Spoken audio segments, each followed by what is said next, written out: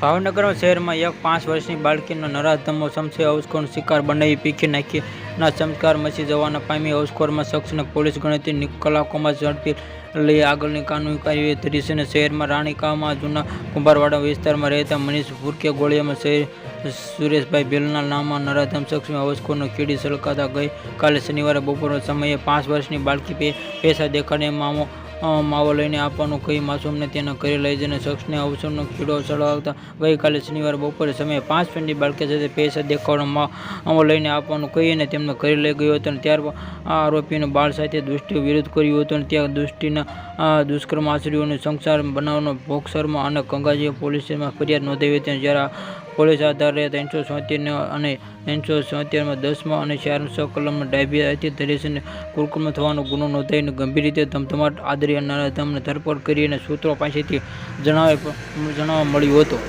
સબકા ચેનલ